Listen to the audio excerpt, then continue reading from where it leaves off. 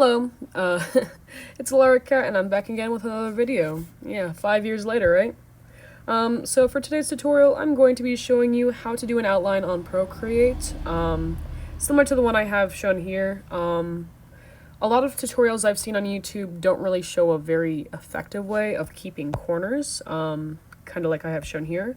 So I'm going to show you the way that I use that I think is one of the most effective methods. So we're actually going to delete these real quick just so I can show you this example. First thing you're going to want to do is duplicate the layer that your characters are on. This can also be done with text, but for now we're going to be using characters as an example.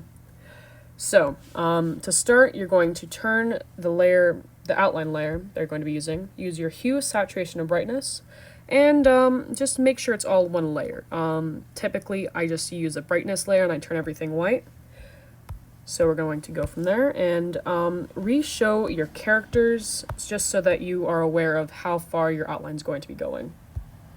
So from now, make sure you're still selected on your outline layer, and you're going to use your Gaussian blur tool. And the trick here is that you only want to blur it a little bit, like 3% to 3.5%. I know it's tempting to go all the way up to 6 or even 5%. However, using this method, you are going to lose your corners. So that is kind of the tricky part about this part of the tutorial.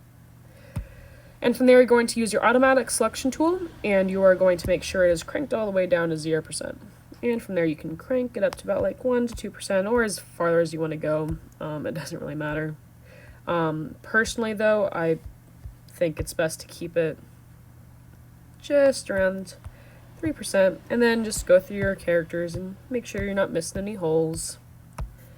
Yep, everything looks good. So you're going to use your cursor tool to move it away, and I'm going to zoom in real quick, and you can see that this is your Gaussian blur. And so you're just going to remove that, and you have a clear outline, but things are still pretty transparent. So from there, what you can do is you can hold down your selection tool, and it's going to bring back that same selection you had before. And from there, you're going to press invert. And it doesn't really matter about the white, because from here, you can select any color you want. Let's choose a weird color. Let's go with red. So going there and tap on your layer and just press fill layer while everything's selected. And so now you're going to have a clean outline.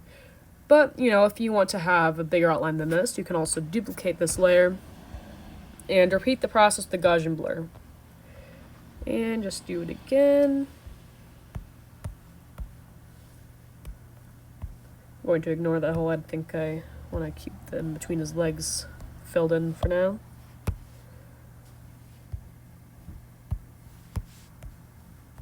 And there you go. You also have another bigger outline.